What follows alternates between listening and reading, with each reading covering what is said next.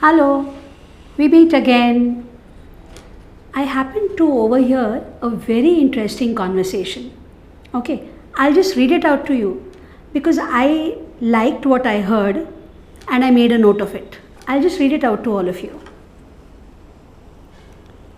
So, this was a conversation between two friends, and something that they spoke was worth noting down.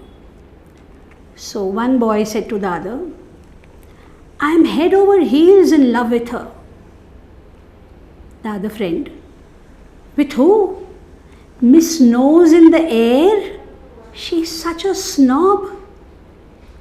The first boy again, I've always worn my heart on my sleeve, but whenever I see her, I get butterflies in my stomach. Cold feet. How do I propose? The other friend, break a leg, boy, you can do it. Good luck. So, this was something very interesting. Yeah. So, if you must have noticed that they are using parts of the body, when they're speaking to each other, they brought in a lot of parts of the body. And these are idioms, idiomatic phrases, which are, you're using the parts of the body to speak about something. You're expressing yourself using these idioms. Now, whenever we use idioms, we need not take the literal meaning. We need to understand the contextual meaning. So today I am doing something to do with idiomatic phrases, idioms, which involve parts of the body. Yeah.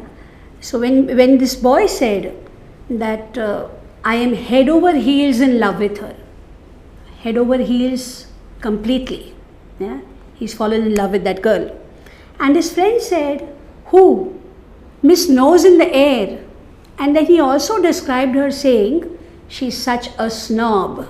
So I needn't explain that to you. Yeah, a snob, Miss Nose in the air. And then this boy said, I wear my heart on my sleeve. Wearing your heart on your sleeve meaning, you express yourself. You're very open about what you feel. You express yourself. Yeah. But then he says, whenever I see her, I get butterflies in my stomach. Butterflies in the stomach, I can imagine, flitting all about. That's a sign of nervousness. Butterflies in the stomach or getting cold feet, again, that's a sign of nervousness.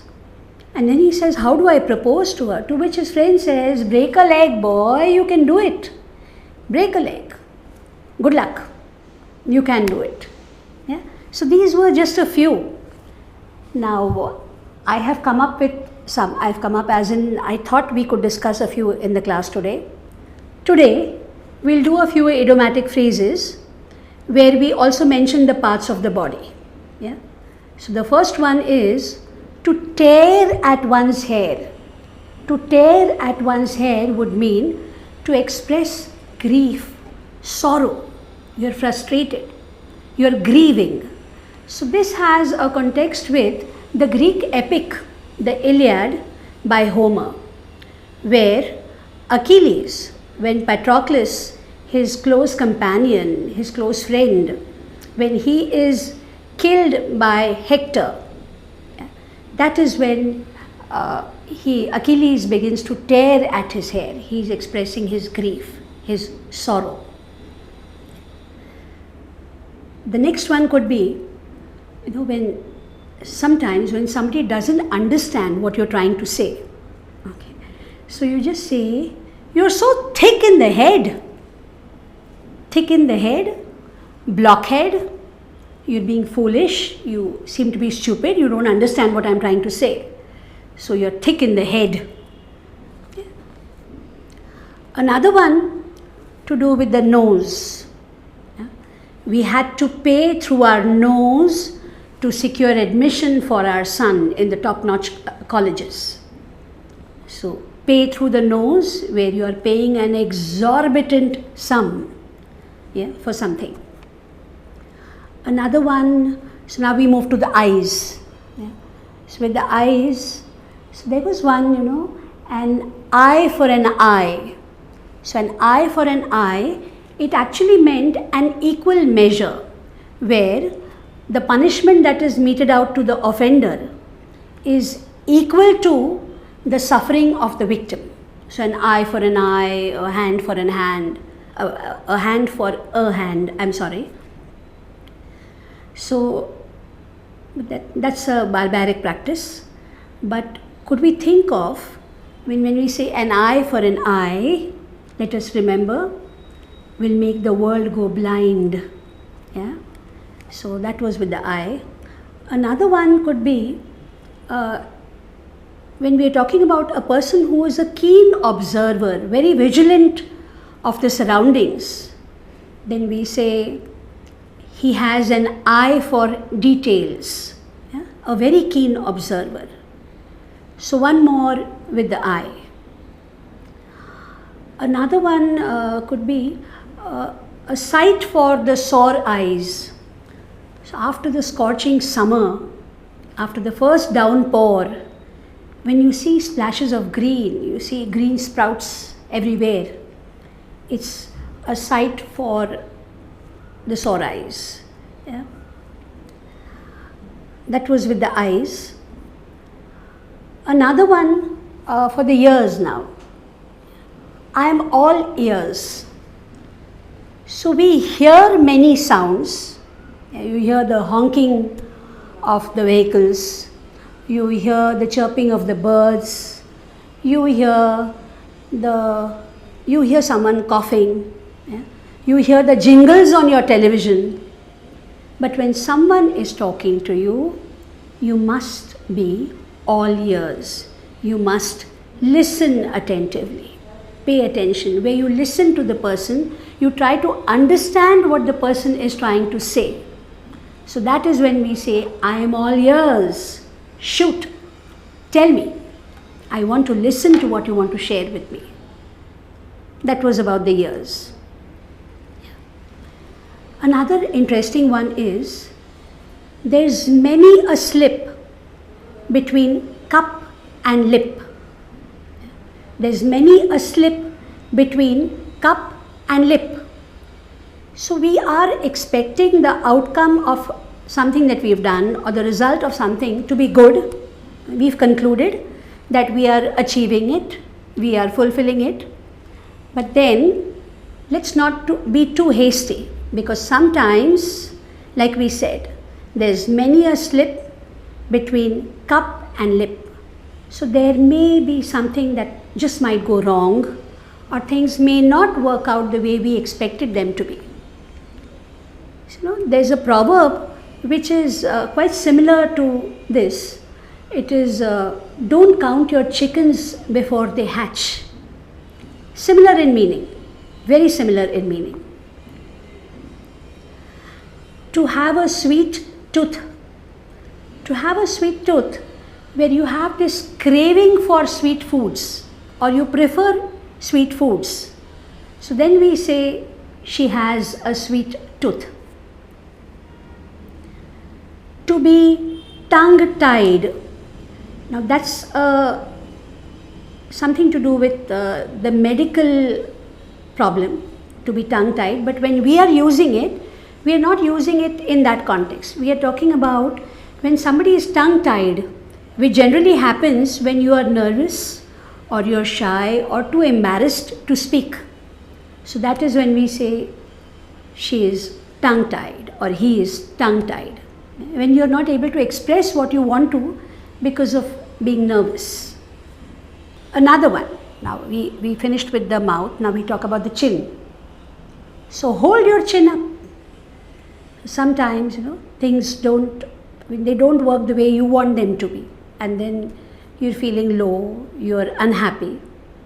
So you're being told to hold your chin up, to be cheerful even in difficult times. Yeah, the situation may not be as you want it to be, but hold your chin up. Try and be cheerful. Face it. Let's hold your chin up. Moving to the neck. So you must have heard PT instructors saying, I'll hold you at the scruff of your neck. Now holding by the by the scruff of the neck is, handling the person in a very rough manner, grabbing the person by the neck, the back of the neck. That is generally done with cats and dogs. Don't do it. But that is to hold someone by the scruff of the neck. To lose one's heart. That is, again, you are pessimistic. You feel that the results are not going to be good. You lose heart. But don't do so.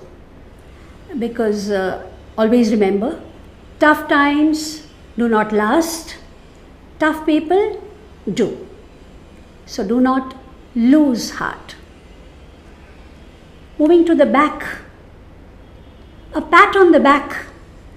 When you appreciate someone, when you are happy with what the person has done, or the person has been able to fulfill the dreams, or has been able to achieve something phenomenal, and then you appreciate, you encourage the person by giving him a pat on the back. To stab someone in the back,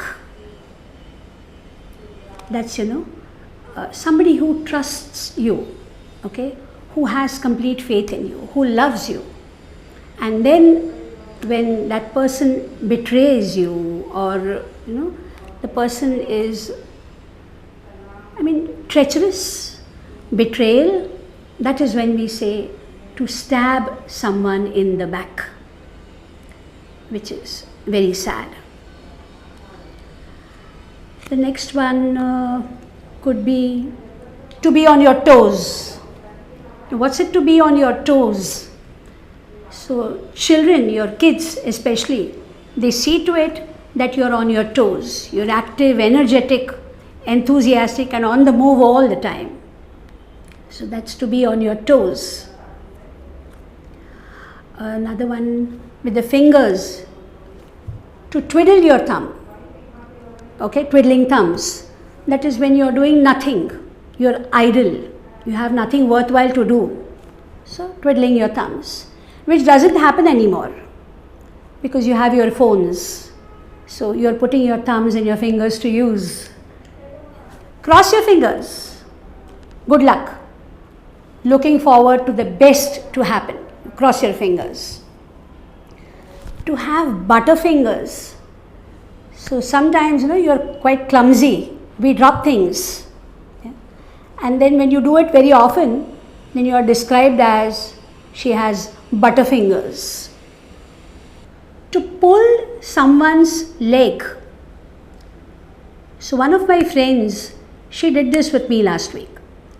So she came and she told me that, Anita, I just saw your video and I saw that Mr. Tharoor, Mr. Shashi Tharoor, he's viewed your video.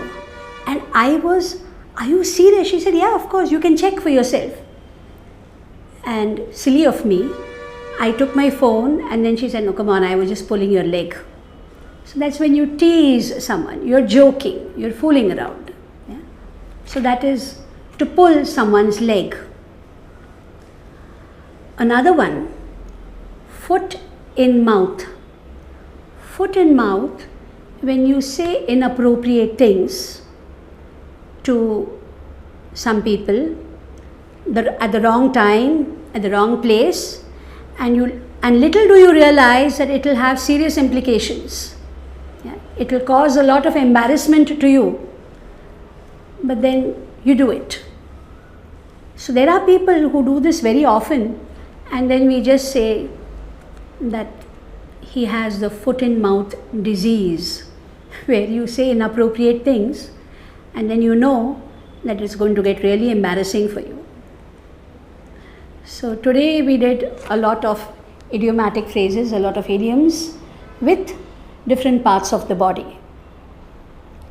Use them more frequently when you're speaking. That's a nice way to express yourself. Thank you. See you soon.